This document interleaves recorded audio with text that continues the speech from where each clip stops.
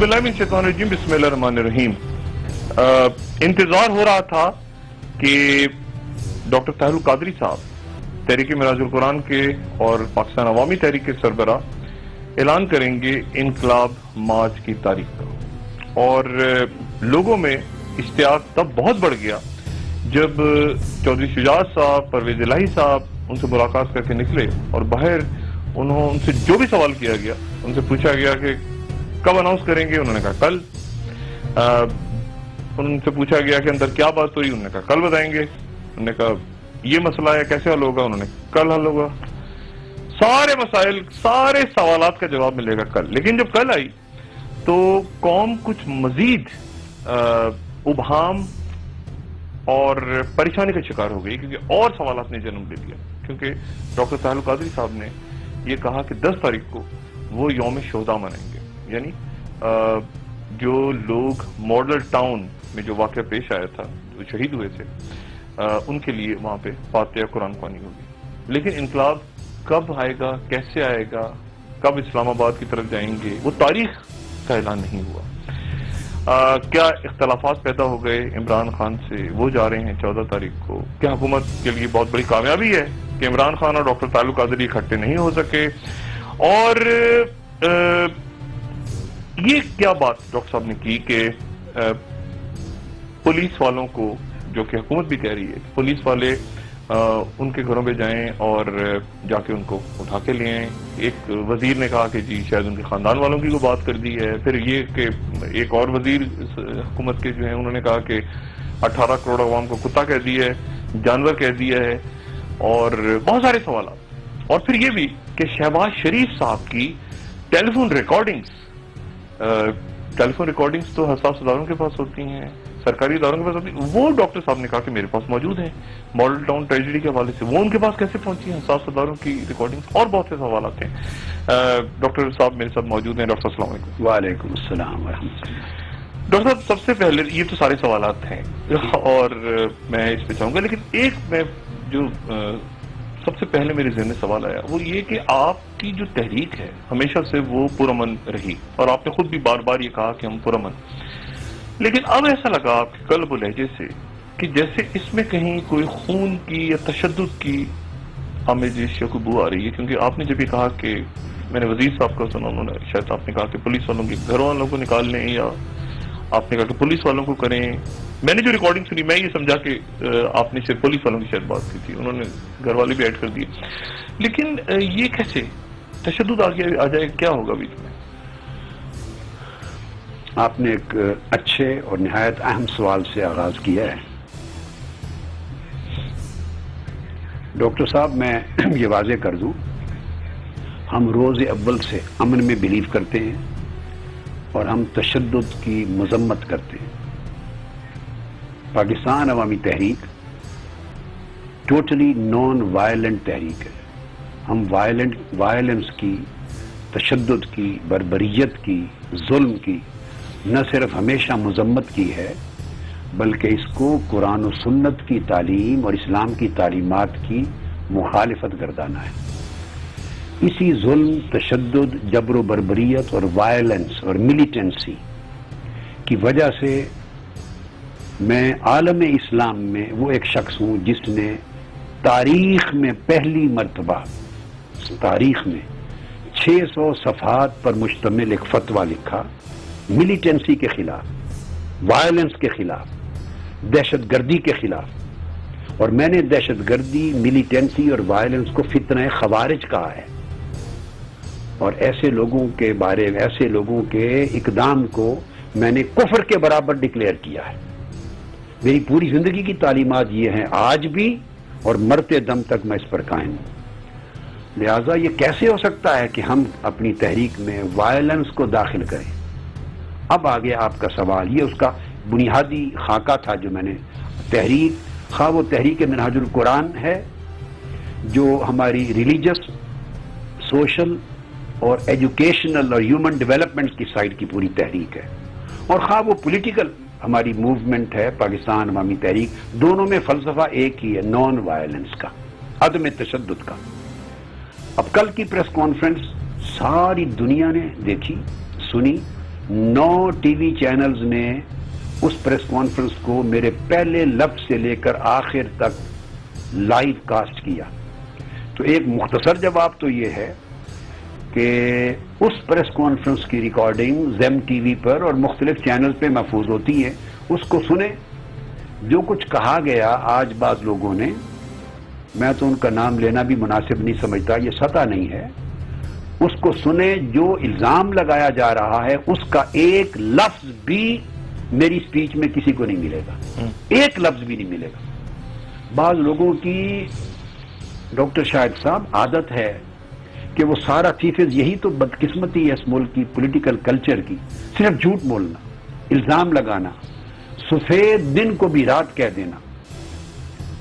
اور پوری دنیا نے پریس کانفرنس سنی ہے, لفظ بلفظ سنی ہے, اور پھر الرغم پھر اس کے بعد ایسی باتیں منسوب کر دینا جس کا حقیقت سے دور کا بھی تعلق نہیں. ٹھیک, میں نے یہ کہا اور میں آج اس کو ریٹریٹ کر رہا ہوں اور میں دوبارہ بھی کہوں گا. وہ میں نے یہ کہا, پہلی بات تو یہ کہ اس کی ریکارڈنگ چلا کے میری صلہ عام ہے, 100 بار اس کو دیکھ لیں, ہر ٹی وی چینل کے پاس ہے. یعنی بعض وزراء نے جو بات کہی ہے وہ اتنا جھوٹ ہے, اتنا بہتان ہے اور اتنی جھوٹی تہمت ہے کہ اس کا دور کا تعلق بھی میری پریس کانفرنس اور میری ورڈنگ کے ساتھ نہیں. لیکن میں اس کو دہرانے کے لیے کہنا چاہ رہا ہوں کہ میں نے کیا کہا. میں نے یہ کہا کہ بے شک ہم امن پہ یقین رکھتے ہیں اور پرامن تحریک ہے. اس امن کا ثبوت اس سے بڑھ کے کیا ہے کہ 17 جون کو ہم نے 14 لاشیں دے دیں اور 90 گولیوں سے چھلنی کر دیے, زخمی کر دیے, اور جوابی فائرنگ نہیں کی. ہمارے پاس اپنے سیکیورٹی گارڈز ہیں 1990 کے وقت سے. میرے بیٹوں نے, ڈاکٹر حسن اور ڈاکٹر حسین نے اپنے سیکیورٹی گارڈز کو بائی آرڈر اندر بلا لیا تھا جب انہوں نے حملہ کیا, اور کمروں میں بند کر لیا. وہ روتے تھے, انہوں نے کہا ہم خودکشی کر لیں گے. آج زندگی میں پہلی بار یہ وقت آیا ہے آپ کی اور پورے گھرانے کی اور تحریک کی جان کی حفاظت کا. ہم نے نمک کھایا ہے عمر بھر, تو ہمیں آپ نے بلا کے عورتوں کی طرح کمرے میں بند کر لیا. ہم مر جائیں گے, شہید ہو جائیں گے, مگر لڑنے دو. انہوں نے کہا نہیں, ابو جی کا آرڈر ہے, ہم گولیوں سے چھلنی بھی ہو گئے تو گولی نہیں چلائیں گے. نتیجہ یہ ہوا کہ لاشیں گری, 90 لوگ چھلنی ہوئے گولیوں سے ہاسپٹل پہنچے, مگر ادھر سے ایک فائر بھی ہمارے کسی گارڈ نے نہیں کیا. اور میں یہ بھی بتا دوں کہ یہ 25 سال کے عرصے سے ہمارے پاس سیکیورٹی گارڈ ہے. 25 سال میں کبھی کسی ایک بندوق سے فائر نہیں ہوا.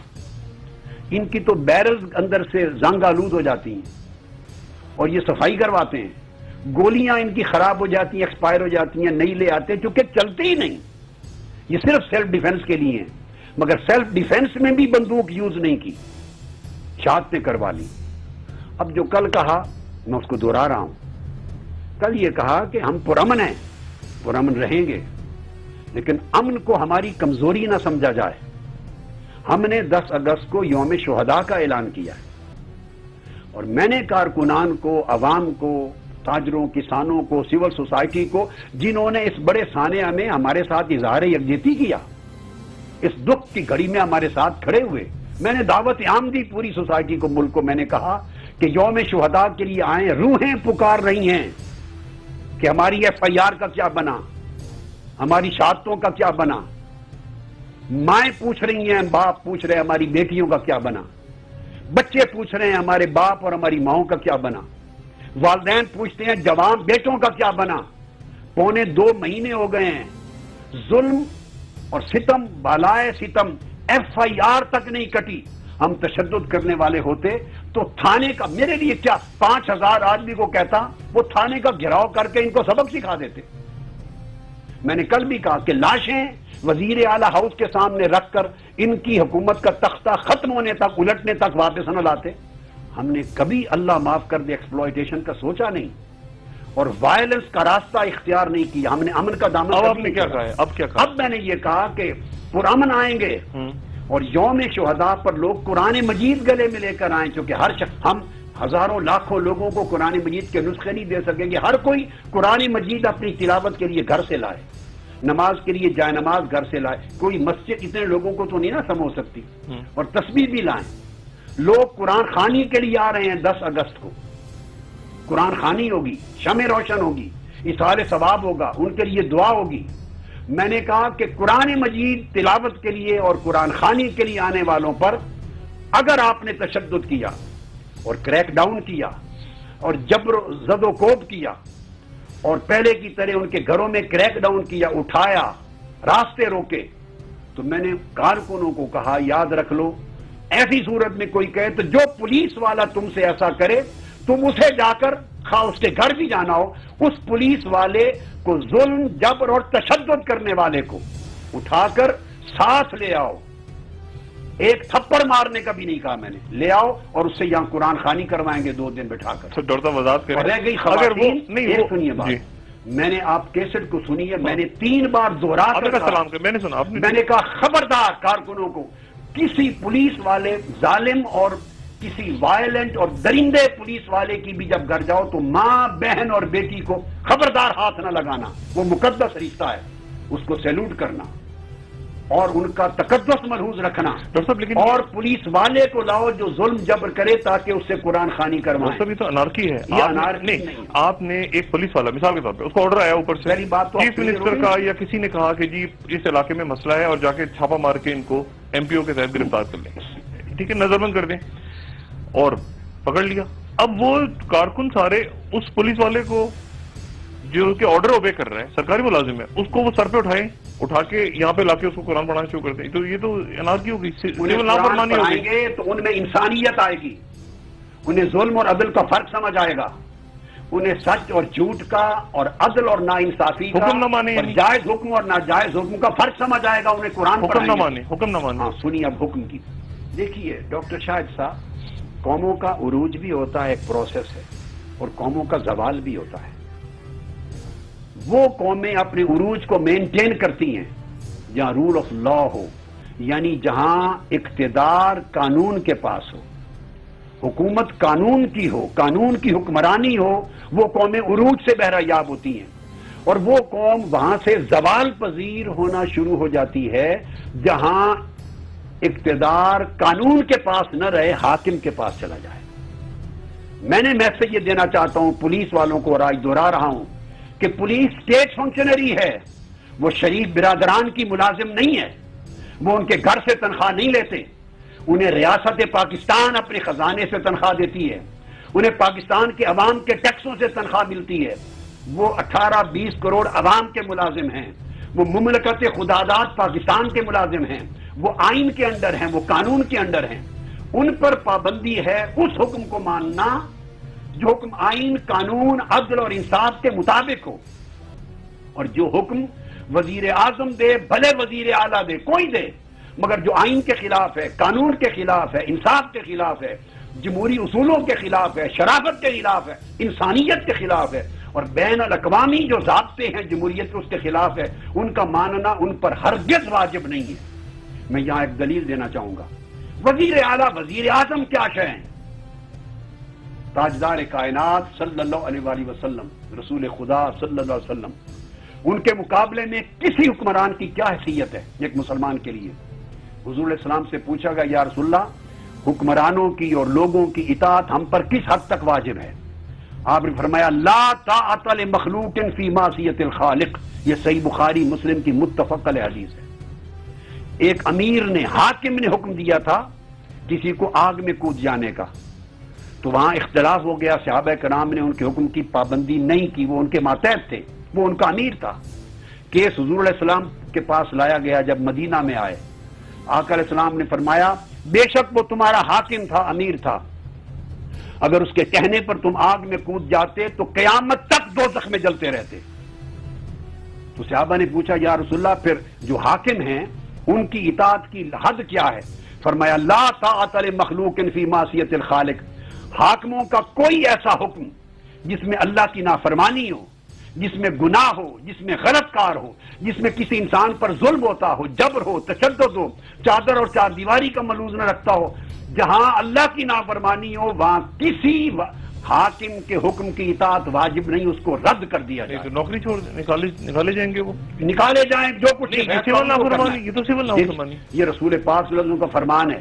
اب سول نافرمانی کی اصطلاح کو ایک طرف رکھ لیں اور رسول پاک صلی اللہ علیہ وسلم جن کے ہم کلمہ گو ان کا حکم ایک طرف رکھ لیں۔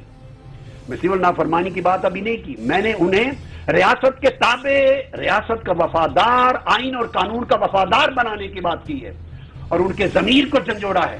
دیکھیے نا یہاں 17 جون کو جو انہوں نے جو کچھ کیا شہباز شریف صاحب کے حکم پر، وزیر اعلیٰ کے حکم پر، اس سے ان کے ضمیر ان کو ملامت کرتے ہوں گے، ان کی ماں بہن، والدین، بیوی، بچے بھی لعنت بھیجتے ہوں گے کہ تم ایسے وزیر اعلیٰ اور ایسے حکام بالا کا حکم مانتے ہو جہاں تم نے انسانیت کی تذلیل کر دی، جہاں معصوم نہتے عورتوں، بچوں اور بیٹیوں کی، عورتوں کی تم نے لاشیں گرا دی سیدھی گولیاں مار کر، اور 90 انسان تم نے گولیوں سے چلنی کر دیے۔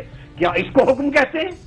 کیا وزیر اعلیٰ ہو یا وزیر اعظم ہو یا وزیر قانون ہو یا زید یا بکر، ان کو یہ اتھارٹی کس نے دی ہے کہ وہ انسانوں کی جانیں لے لیں یا کسی پر جبر و تشدد کریں؟ جب وہ شخص قانون توڑ نہیں رہا، کسی پر ہاتھ نہیں اٹھا رہا، تو میرا مطلب یہ تھا کہ آنے والے کارکن اگر پرامن آ رہے ہیں، جمہوری حق استعمال کر رہے ہیں اور قرآن خوانی کے لیے یوم شہداء پہ آ رہے ہیں، یہ کس نے حق دیا ہے پولیس کو یا کسی کو، اور کس حکم دینے والے کو حکم کا حق کس نے دیا ہے کہ وہ ان پر جبر کریں، ڈنڈے برسائیں، لاٹھیاں برسائیں اور گھر میں سوئے ہوئے پر کریک ڈاؤن کر کے اٹھا لیں؟ یہ سیلف ڈیفینس ہر ایک کا رائٹ ہے، ان کا اور یہ قرآن مجید کا اصول ہے، جیسا کرو ویسا برو۔ قصاص کیا ہے؟ قصاص یہی تو آنکھ کے بدلے آنکھ۔ تو جس نے آپ کی آنکھ نکالی، جب جواب میں آپ اس کی آنکھ نکالیں گے تو آپ کا آنکھ نکالنا ظلم نہیں ہوگا، سول نافرمانی نہیں ہوگی، آپ قصاص لے رہے ہیں۔ ظالم وہ ہوگا جس نے آپ کی آنکھ نکالی، کان کے بدلے کان، جس نے آپ کا کان کاٹا، جس نے انیشیٹ کیا، ابتدا کی، وہ ظالم ہے، وہ دوزخ میں جائے گا یا سزا پائے گا۔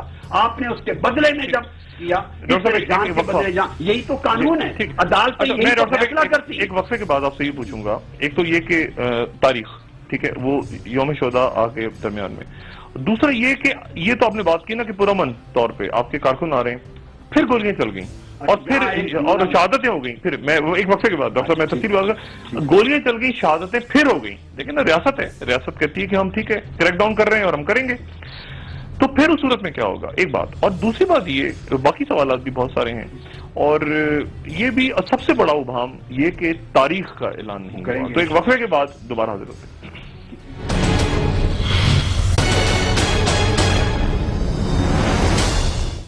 ویلکم بیک خواتین۔ ڈاکٹر صاحب، یہ تو آپ نے بات کی کہ پرامن لوگ اگر ایسا کریں اور ان کے ساتھ ایسا ہو، پولیس والے کریں، اب اگر پولیس ہے، ریاست کی مشینری ہے، وہ دیکھتی ہے کہ جی یہاں پہ لا اینڈ آرڈر کا مسئلہ ہو رہا ہے، پتھراؤ شروع ہو گیا، ہنگامہ شروع ہو گیا، گولیاں چلا دی پولیس کے پاس گنز ہیں، اور پھر شہادتیں ہو گئیں دوبارہ، پھر اس حالات میں کیا کریں گے؟ ڈاکٹر صاحب اجازت دیں کہ آپ کے اس سوال کے جواب سے قبل میں جسٹ 1 منٹ میں آپ کے پچھلے سوال کے تسلسل میں 2 باریک نکتے اور عرض کر دوں۔ وہ جو خواتین کی بات میں نے کی، اس میں آپ یہ بھی سنیں گے کہ میں نے اپنی کل کی پریس کانفرنس میں یہاں تک کہا ہے کہ اگر کسی دہشت گرد درندے پولیس مین کے گھر بھی کسی نے ان کی خواتین کو ہاتھ لگایا تو اس پر اللہ رسول کی لعنت ہوگی اس کارکن، اور میں اس کارکن کو اپنی جماعت سے کک آؤٹ کر دوں گا۔ تقدسات اور احترامات کو کبھی نہ روندو، اور اس کی وجہ یہ ہے کہ میدان جنگ میں، دارالحرب میں بھی جب کفار سے جنگ ہو، اس کیفیت میں بھی خواتین کو اور بچیوں کو مارنے سے رسول پاک صلی اللہ علیہ وسلم نے منع کیا، حرام ڈکلیئر کیا۔ بعض لوگوں کی عادت ہے جھوٹ بولنا، اور صرف اس کے ان کے پاس اور کوئی بات نہیں ہے سوائے جھوٹ کے، ان کے پاس بیچنے کے لیے کوئی سودا نہیں۔ دوسری چیز، میں پولیس کو یہ تنبیہ اس لیے بھی کی کہ یہ تو تمہیں آرڈر دے دیں گے، تو انقلاب کے بعد تو انہوں نے رہنا نہیں، اور میں دہرا رہا ہوں کہ اگست اینڈ ہونے سے پہلے انشاءاللہ تعالی ان کا اینڈ ہو چکا ہوگا۔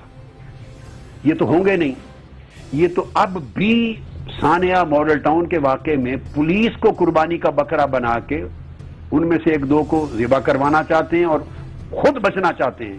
یہ اپنے ہوتے ہوئے پولیس کو ذبح کروا رہے ہیں جن کے ذریعے درندگی کروائی، تو جب یہ نہیں ہوگے پھر ان کو کون بچائے گا؟ اس لیے وہ سوچ سمجھ کے قدم اٹھائیں۔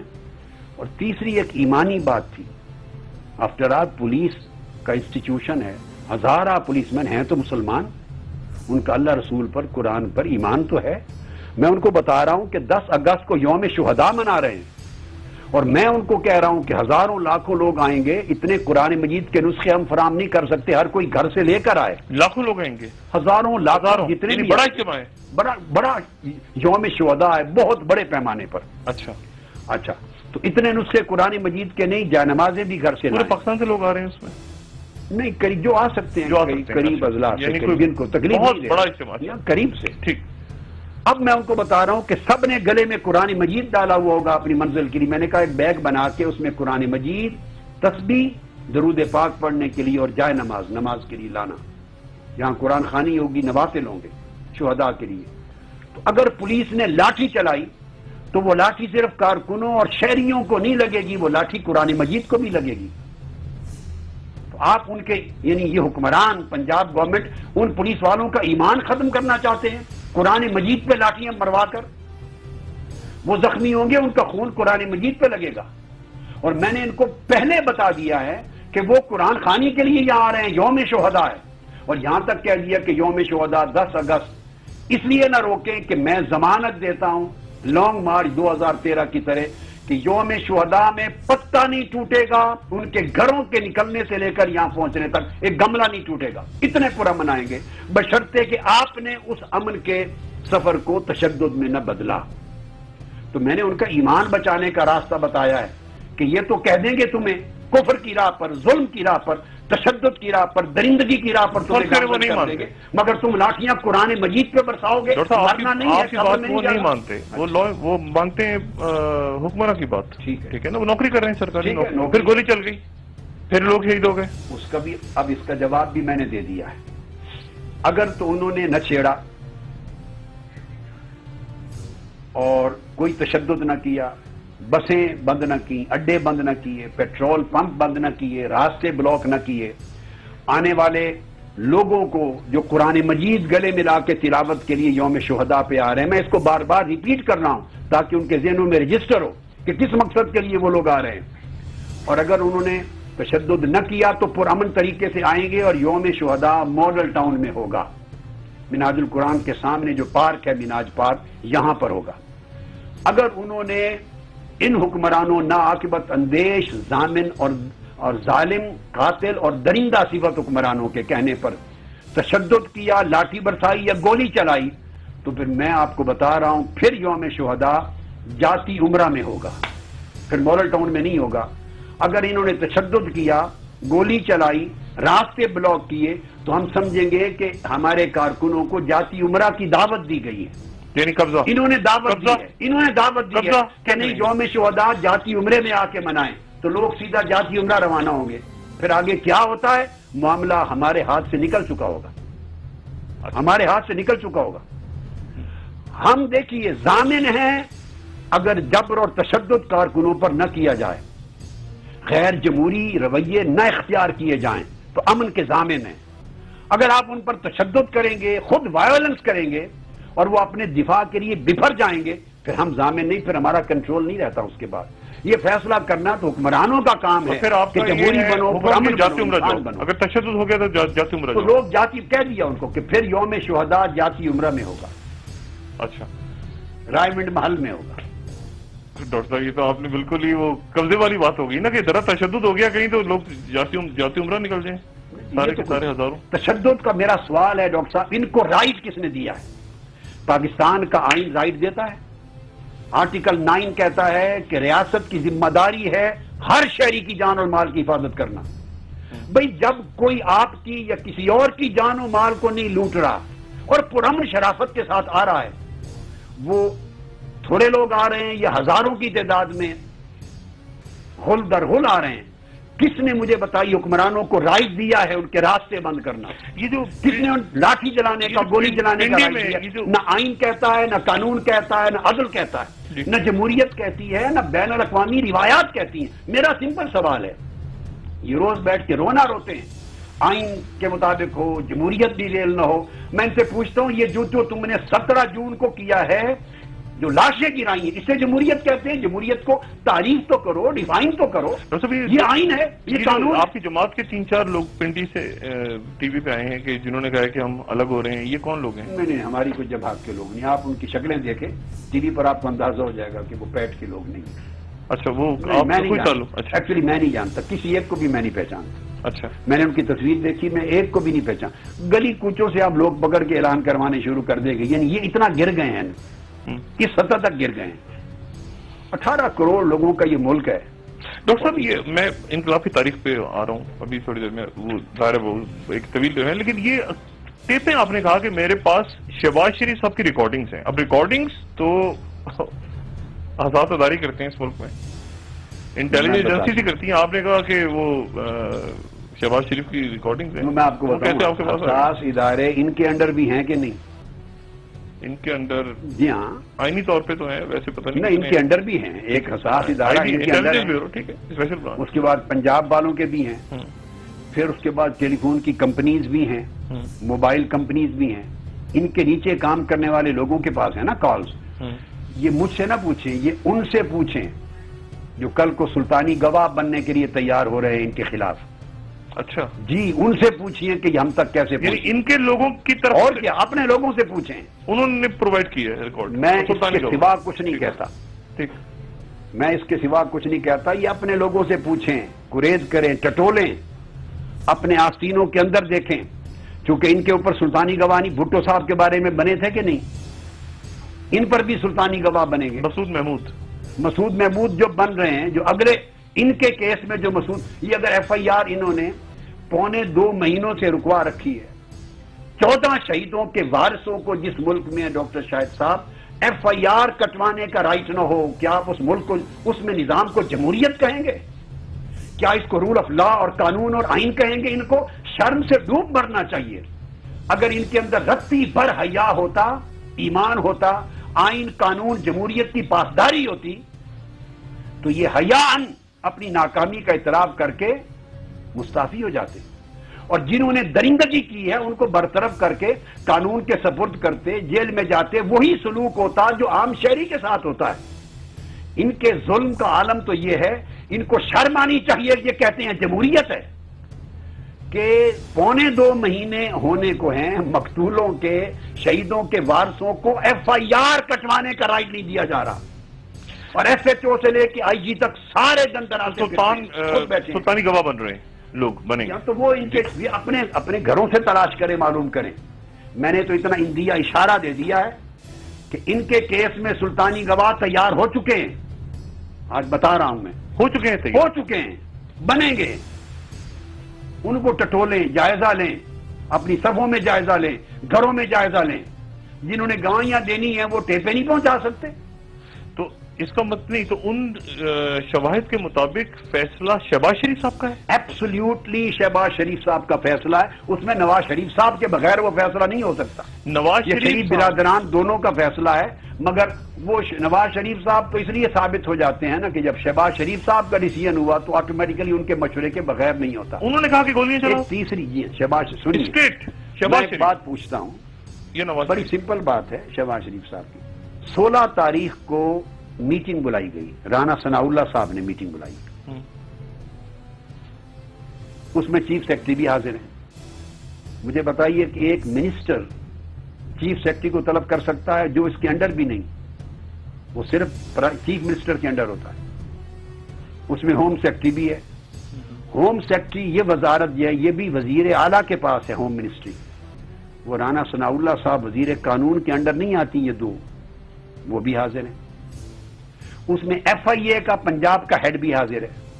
اس میں آئی بی کا ہیڈ بھی حاضر ہے، ایف بی آر کا ہیڈ بھی حاضر ہے. یہ تینوں ادارے فیڈرل گورنمنٹ کے ہیں. F I A, F B R اور آئی بی تینوں فیڈرل گورنمنٹ کے انڈر ہیں. ایف بی آر کے سربراہ یہ ہیڈ اس ادارے کے، یہ وزارت خزانہ میں اسحاق ڈار صاحب اس کے ہیڈ بنتے ہیں، وزیر خزانہ ایف بی آر کے. ایف آئی اے چودھری نثار صاحب کے انڈر وزارت داخلہ کے انڈر آتا ہے. آئی بی ڈائریکٹلی وزیر اعظم صاحب کے انڈر آتا ہے. میرا سمپل سوال ہے، یہ وفاقی حکومت کے جو 3 ادارے ہیں انہیں صوبائی وزیر کیسے اپنی میٹنگ میں بلا سکتا ہے؟ وہ کس کے حکم سے آئے 16 تاریخ کو اس میٹنگ کو اٹینڈ کرنے؟ ایک سمپل سوال ہے، اگر وزیر اعظم ان کو حکم نہ دے یا وہ 2 وزیر وفاقی، کوئی تو ذمہ داری لے نا۔ کیا وزیر قانون پنجاب کے رانا ثناء اللہ کوئی اتھارٹی ہے کہ وفاقی وزارت کے 3 محکموں کے پنجاب کے سربراہان بھی میٹنگ میں آئیں؟ کس کی اتھارٹی سے آئے؟ شہباز شریف صاحب کے کہے بغیر آ سکتے؟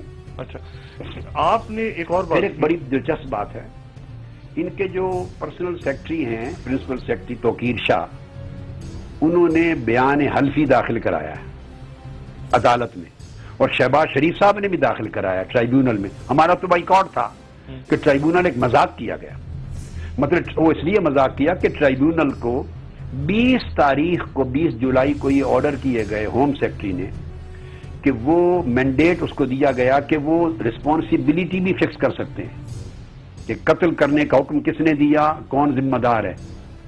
اور جب ٹرائیبیونل نے کام شروع کیا تو 27 تاریخ کو ہوم سیکرٹری پنجاب نے دوسرا نوٹیفیکیشن جاری کیا، میں نے کل وہ نوٹیفیکیشن دکھائے تھے نمبر، اور اس میں ان سے مینڈیٹ واپس لے لیا کہ رسپانسبلٹی فکس نہیں کر سکتے۔ اس نے ٹرائیبیونل پنجاب کے سیکشن 11 کے تحت ایڈیشنل پاورز مانگی تھی، اس پاور کے تحت وہ ہماری FIR درج کرانے کا بھی آرڈر دے سکتا تھا، اور ہمارے نامزد ملزم جو ہیں ان سے بھی وہ انویسٹیگیشن کر سکتا تھا۔ انہوں نے 27 تاریخ کو یہ ریٹن نوٹیفیکیشن میں لکھ کے بھیجا کہ FIR پولیس نے آلریڈی درج کر دی ہے، وہ پولیس جو قاتل ہے 14 لوگوں کی اور 90 لوگوں پر اقدام قتل ہے وہ ہو چکی ہے، اب کوئی اور FIR یا کسی اور چیز کی ضرورت نہیں۔ اسی پولیس کی، قاتل پولیس کی درج کی ہوئی FIR پر سنگل ٹریک کی صرف انویسٹیگیشن انکوائری ہوگی۔ آپ نے جو کہا ہے کہ 14 کے بدلے 14، ہاں تو وہ میں اس پر، اور آپ نے کہا قصاص، میں اس پر آتا ہوں تو وہ میں بات یہ پہلے بات کمپلیٹ کر لوں۔ تو بیان حلفی داخل کروایا، اس بیان حلفی میں انہوں نے، اور وہ ٹرائیبیونل کے پاس ہے اور تمام اخبارات میں، اردو اور انگلش کے اخبارات میں چھپ چکا ہے یہ مضمون، میں نئی بات نہیں کر رہا، کہ وہ توقیر شاہ صاحب بیان حلفی میں کہتے ہیں کہ 9 بجے وزیر اعلیٰ پنجاب کا شہباز شریف صاحب کا مجھے ٹیلی فون آیا کہ یہ کیا ہو رہا ہے۔ پھر وہ متعلق رہے، ان کے ساتھ کانٹیکٹ میں رہے، پھر وہ چیف جسٹس کی حلف برداری پہ چلے گئے، حلف وفاداری پر، حلف برداری کی تقریر سے پھر واپس آ گئے۔ 11 بجے دوبارہ ان کا ٹیلی فون آیا، یہ بڑی سگنیفیکنٹ بات ہے۔ وہ بیان حلفی میں کہتے ہیں کہ 11 بجے چیف منسٹر پنجاب شہباز شریف صاحب کا دوبارہ فون آیا۔ اب میرا سوال یہ ہے، لاشیں نہ 9 بجے تک گری تھیں، آپریشن رات کو 12 بجے شروع ہوا تھا، 9 گھنٹے تک لاشیں نہیں گری تھی۔ ان کا دوسرا ٹیلی فون 11 بجے آیا، اس کی ریکارڈنگ ہے میری بات 11 نہیں، انہوں نے تو بیان حلفی میں خود لکھ کے دے دیا ہے، ٹھیک ہے، ان کے پرنسپل سیکرٹری توقیر شاہ نے، اخبارات میں چھپ چکا ہے۔ وہ کہتے ہیں 11 بجے دوبارہ ٹیلی فون کا کیا انہوں نے، آرڈر کوئی پاس کیے، اتنا ہی بیان میں لکھا ہے۔ 11 بجے تک بھی ایک لاش نہیں گری تھی۔ 9 بجے کے آرڈر میں انہوں نے اسپیسیفک شوٹر بلوا لیے تھے، ایلیٹ فورس کے کمانڈوز جو شوٹنگ میں ماہر ہیں وہ بلوا لیے تھے۔ جب 11 بجے تو چیف منسٹر پنجاب نے جو فون کیا اس کا مضمون جو میں سمجھتا ہوں اور قوم کو بھی سمجھنا چاہیے، کہنے کا مطلب یہ تھا کہ شوٹر بھی آ گئے، ایلیٹ فورس بھی آ گئے، بے وقوف کے بچوں، رات 12 بجے سے لے کے 11 گھنٹے گزر چکے ہیں، کر کیا رہے ہو؟ اڑا دو ان کو۔ 11 بجے کے دوسرے ٹیلی فون کے بعد اس کا اعتراف تو توقیر شاہ صاحب نے کر لیا نا کہ 11 بجے دوبارہ آرڈر آیا، تو 11 کے بعد 11:30 بجے سیدھی گولیاں چلی اور 14 لاشیں گری اور 90 زخمی ہوئے۔ اب جس شخص کو اللہ نے ایک رتی سی بھی عقل، دانش اور کامن سینس دی ہے، اس کے سوچنے کی چیز ہے۔ وہ کہتے ہیں کہ وہ یہ آرڈر دے دیا، انہوں نے لکھا کہ انہوں نے آرڈر دیا تھا کہ پولیس واپس آ جائے۔ مجھے بتائیے پنجاب پولیس کی یہ جرت ہے؟ شہباز شریف صاحب آرڈر دے رہے ہو 9 بجے کے واپس آ جائے اور وہ کھڑی ہو کے گولیاں چلائے؟ اس پنجاب پولیس کی یہ جرت ہے کسی افسر کی کہ وہ 11 بجے پھر کہیں کہ واپس آ جاؤ اور وہ پھر گولی چلا کے ان حکموں کے بعد لاشیں گرا دیں اور 90 زخمی کر دیں؟ ایک پاگل بھی اس بات کو نہیں سوچ سکتا۔ یہ ان کا آرڈر جب تک نہیں گیا تھا اس وقت تک لاشیں نہیں گری تھیں، یہ جو ڈائریکٹ گولی چلی، لاشیں گری، 90 لوگ زخمی ہوئے، یہ ان کے سیکنڈ آرڈر اور غصہ کرنے کے بعد ہوا۔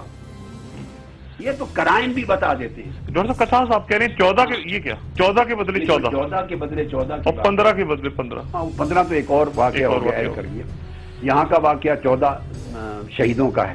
بڑا سمپل. میں نے کہا تھا، یہ بھی میری پریس کانفرنس میں موجود ہے، آپ نے چونکہ سوال کر دیا تو میں اس کو بھی ایڈریس کر رہا ہوں، مگر یہ بات بھی میں نے کل کی. میں نے کہا ہم مقدمے کا فیصلہ 4 اصولوں پر چاہتے ہیں. یہ میری پریس کانفرنس کا آخری حصہ تھا جس پر میں نے اینڈ کی. پولیس والی بات تو پریس کانفرنس کے آدھے حصے میں گزر چکی تھی. ٹھیک، آدھے حصے میں.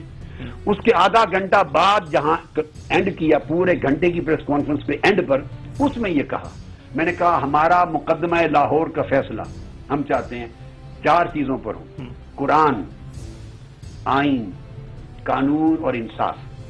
اور میں نے کہا کہ قرآن، آئین، قانون اور انصاف، اس کا فیصلہ یہ ہے کہ آنکھ کے بدلے آنکھ، کان کے بدلے کان، جان کے بدلے جان. لہذا 14 شہید ہوئے ہیں تو 14 کے بدلے 14 یہ قصاص ہے. کون 14؟ وہ 14 لوگ جن کے نام FIR کی درخواست میں ہم نے آلریڈی درج کروا دی. کون سے ہیں وہ؟ نواز شریف صاحب ہیں، شہباز شریف ہیں، غالباً حمزہ شہباز ہیں، رانا ثناء اللہ ہیں، اور پھر IG ہیں، ان کے DIGs ہیں، کر کے ان کا قصاص SHO یعنی جان کے بدلے ان کی جان. یہ قانون سے مانگ رہے ہیں، یہ پاکستان کی عدالتوں سے مانگ رہے ہیں. نواز شریف کی جان اور شہباز شریف کی جان. جب اگر یہ اپنے آپ کو ثابت کر دیتے ہیں بعد ازاں کہ یہ مجرم نہیں ہیں، اچھا قانون ثابت کر دیتے ہیں، نام والا مستثنا ہو جائیں گے. لیکن جب تک ہمارے یہ ملزم ہیں تو جان کے بدلے جان کا قانون سے مانگ رہے ہیں، عدالتوں سے مانگ رہے ہیں، ملک کے آئین سے مانگ رہے ہیں. نیوز کے لیے میں بریک لے رہا ہوں. نیوز بریک کے بعد میں دوبارہ جب آؤں گا تو پھر آپ سے یہ پوچھوں گا کہ انقلاب کی تاریخ، عمران خان کے حوالے سے ہمارے پاس اطلاعات ہیں، آپ اس کی تصدیق کریں، تردید کریں کہ آپ سے ملاقاتیں ہوئی ہیں غالباً ان کی قیادت کی، وہ ملے ہیں آپ سے آ کے یہاں پہ یا کہیں اور کچھ معاملات طے ہو گئے پھر خراب ہو گئے، انہوں نے تاریخ اعلان کر دیا، آپ نے تاریخ کا اعلان نہیں کیا. اب وہ تو جا رہے ہیں 14 کو، آپ کہہ رہے ہیں اگست کے آخر تک ہوگا. تو یہ تو یعنی لڑائی ہوگی آپس میں آپ دونوں کی. کیا ہوا ہے، کیا قصہ ہوا؟ حکومت تو خوش ہے بڑی اس بات پہ، اور ظاہر ان کو ہونا بھی چاہیے کہ آپ دونوں الگ الگ ہو گئے. تو یہ کیا ماجرا ہوا ہے اچانک؟ خواتین حضرات سے وقفے کے بعد دوبارہ